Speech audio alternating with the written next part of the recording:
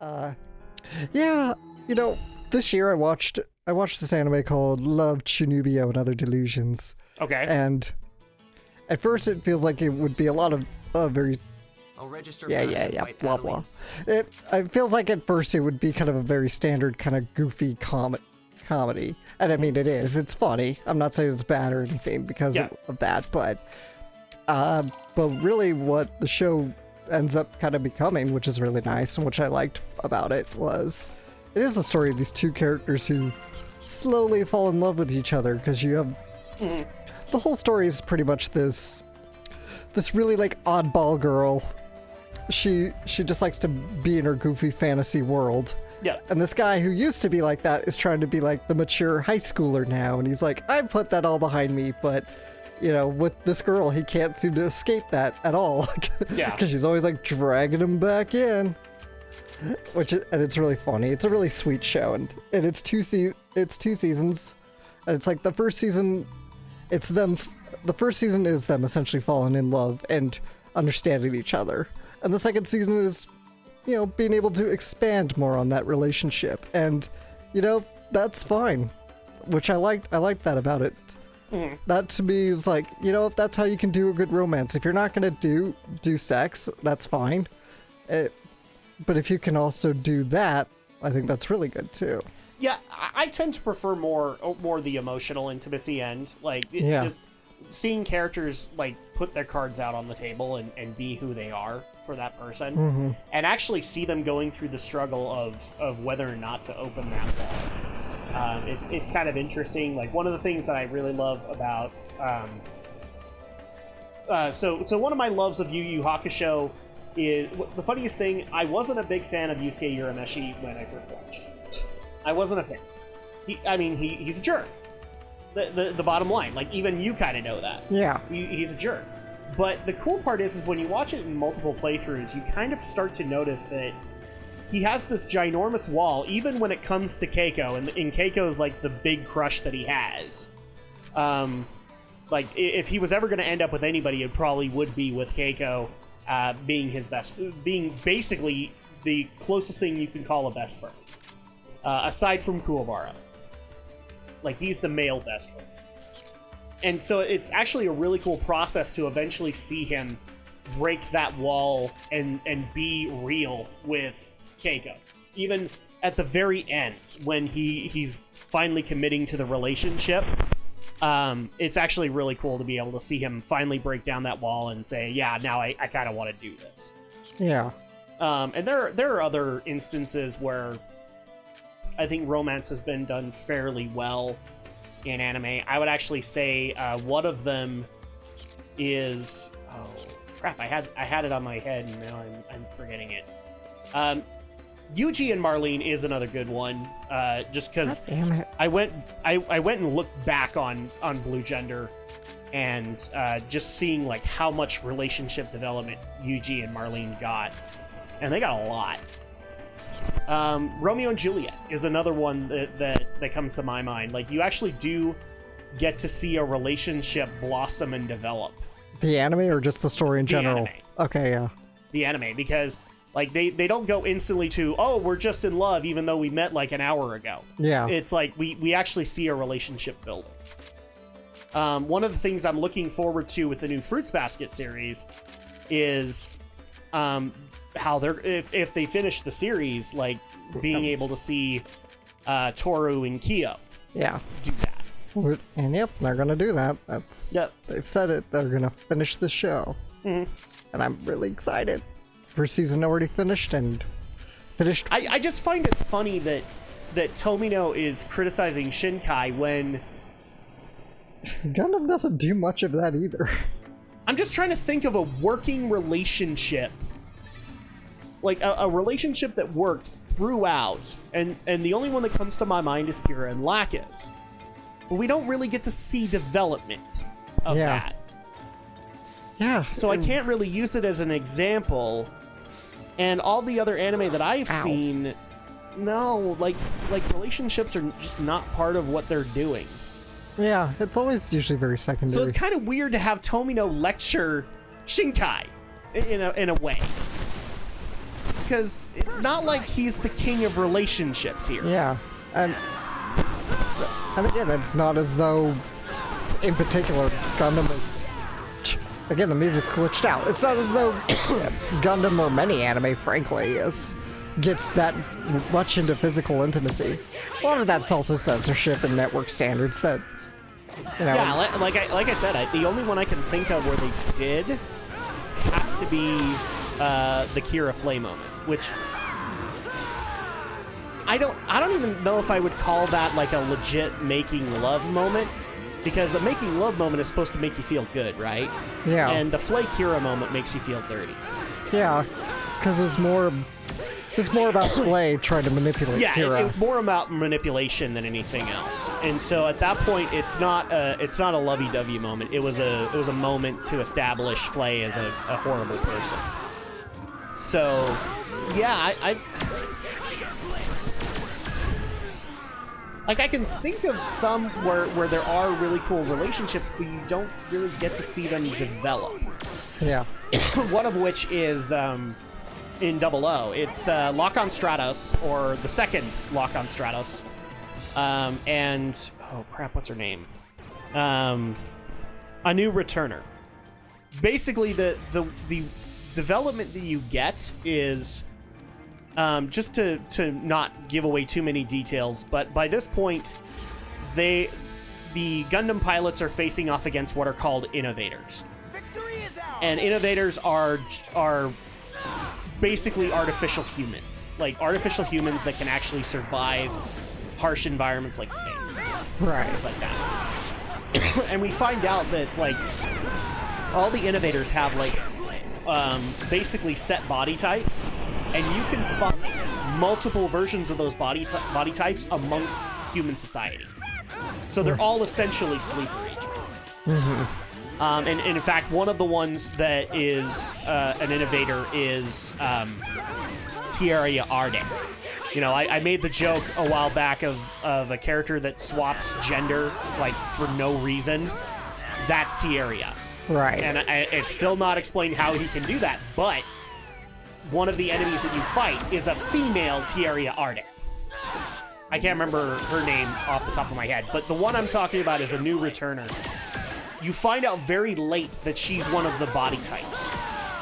And by the time you find out, the innovators kind of take control of her and activate her, and she betrays the team and Lock-on simply because she's a sleeper agent.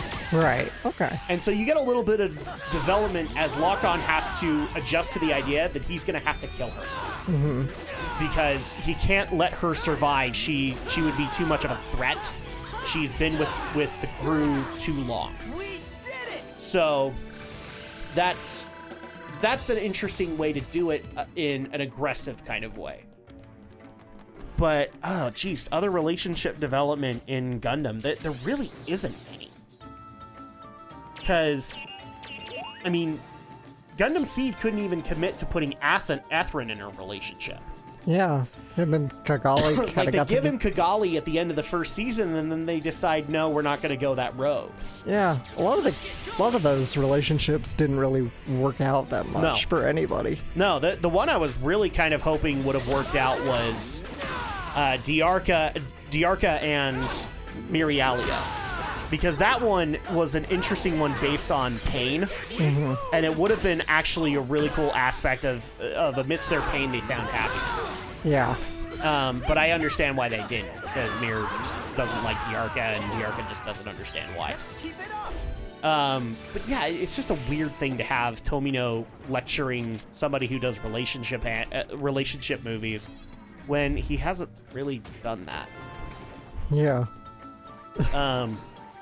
And especially with the whole quote of, like, you know, they go from reaching out their hand out to one another, and but he never reaches for her crotch. He never reaches for her crotch. Apparently, we've been doing dating all wrong, Alex. That's like, I'm sure if on the first date you immediately reach for the girl's crotch, you are immediately going to get to what you want in the relationship, right? Probably not. Well, according to Tomino, it works. It actually makes you wonder, like, what are your dating habits, man? Dude is like probably in his 70s now. I'm not sure I want to know. Jeez, man, that's a weird quote, but It is weird. we are bringing it up on the podcast, damn it, because that's hilarious. Like, he missed a lot of steps there. Now here's the thing. The article does actually say that he does try to do romance and relationships in the series Reconquista in G. I haven't Yeah. seen it, so Yeah. I can't comment on it. That show got panned pretty heavily. I don't know. I literally read nothing on any future Gundam outside of Build Fighters Try, and it's simply because I know I'll eventually get there. So when I get there, when I see, and I think it's actually supposed to be Reconquista in G.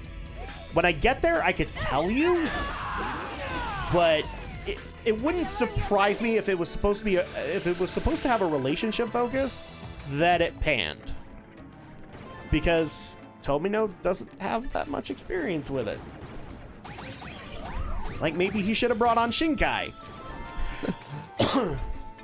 Shinkai's like almost exclusively movies now. And for the people who are going to bring up age, I can't do age because there's time gaps that happen. So, yeah, sure, there are people that get married and have kids in age, but you don't see the relationship develop. Like, you might see a little bit, and then the next episode is like a 10-year gap where they've had the kids already, and they're apparently happy parents.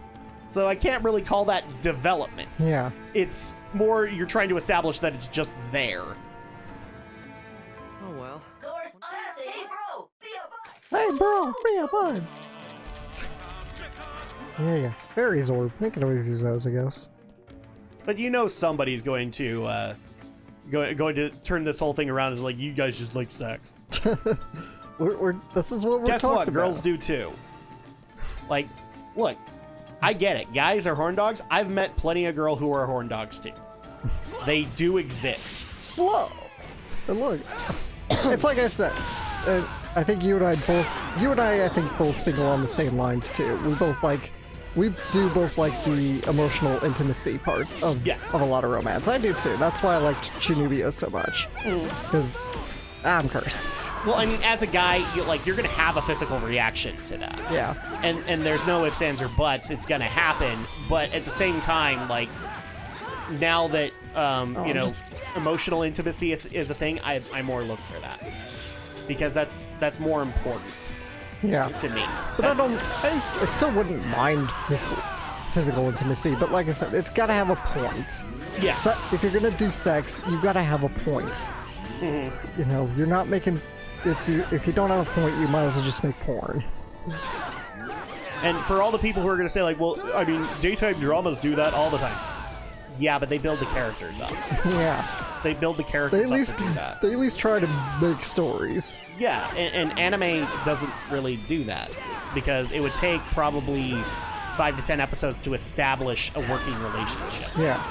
And, you know, not all studios can be Kyoto Animation and be blessed with big budgets enough to sustain themselves for 2 seasons.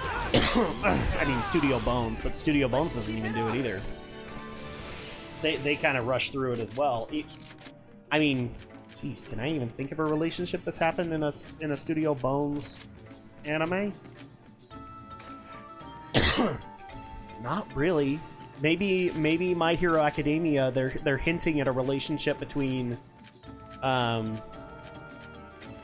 Midoriya and Uraraka, but that's it. Or basically, since I haven't seen season 4, they're hinting that Uraraka has a crush on Midoriya, but that's okay because like the entire class has a crush on Midoriya. There's been I don't know how many times, like it's probably been like 20 times Midoriya has brought the entire classroom to tears with what he says. Like, I thought Naruto was the master of Talk no Jutsu. Now I think Midoriya is the master of Talk no Jutsu. We're the mannequin. Yay! Coupon. Great. I always love saying that. Coupon. Great. I don't know. You probably have seen it. Red versus blue, internet versus real life. You ever seen that? I have not seen that. I've seen like the early seasons of Red versus Blue. Okay, yeah, that's a classic. That was like the first Red versus Blue I ever saw, and it's just I always remember this one part in that one particular episode where it's like reading your mail in real life. Bills, coupon. Great. Yeah, that's pretty much it. So every time I get a coupon in this game, I just think of that. It's always my favorite. Coupon. Great. All right, I'll have to check this out then, because I remember liking the early stuff of Red versus Blue, but once they got up to like the Halo 2 models, I was kind of detached. Like there wasn't a whole lot there for me anymore. A lot of the humor had kind of worked its way out, but I'll check it out. Actually, I was gonna wait till the end of the game. I'm probably not. So I'm gonna go ahead and show something. It might take a bit of time though for it to show up. Okay. So there's an event that happens in these games, and it happens like when you sit on a field for like a few minutes. Essentially, usually just doing nothing. But Okay. I think you can walk around and you'll be fine. But if you are generally like not in battle or not doing much, so basically after a while, your ghostly double is going to show up. It's called a doppelganger, and it's pretty much your shadow. It's your evil twin, and it's like Okay. 10 times stronger than you. So this would be like the original Haseo body? Not exactly original Haseo body, but it's like a clone of you, and it's gonna be like much stronger. The problem is, of course, he can also show up at random, so who knows if he'll even show up. But as long as he's in a battle, but he'll show up, and I'm hoping he'll show up. Just because I want to show it off, like, right now. I'm going to fight him sooner or later, but I usually wait till the end of the game to find him because they're really, really strong. I hate those things. Those are strong, too. Wow, those look like Attack on Titan level. They really do.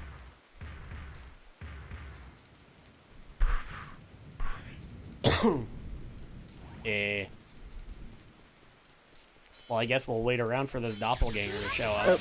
I didn't actually want to go in here, but oh well. Oh, a PKK. Or sorry, a PK. Yeah, just an ordinary PK. There's only one PKK here. And that's the guy with the engines for a sword? No, that's not right. He's a PKK. He kills the Well, that's bears. that, I guess. Weapon level up. Cool. Thank you very much. Coupon. Great. I tell you, I never get tired of saying it. They gave you a headband. What are you gonna do? Work out with it? I guess so. Well, there you go. Let's do some aerobics. So let's see if we can. So let's see if we could come up with more anime opinions that could piss off the internet. Okay. Because we're still kind of saying we don't really like Citrus. We don't really like Scum's Wish. We still have issues with what they did. Well, like I said, I didn't hate Citrus. I just kind of got bored with it. It's not like Scum's Wish, which I really did hate. I absolutely hated that. But Citrus, I was just like, okay, it's weird, but I can get behind it enough. Yeah. It's interesting. It's got a real grab you by the throat premise, considering, it's incest is wincest. Yeah, and they tried to justify that it's not that because I guess they're stepsisters. Yeah, they're stepsisters. It's like, no. It's still kind of creepy. Because these girls are supposed to be walking into a family environment, and they're not acting like it.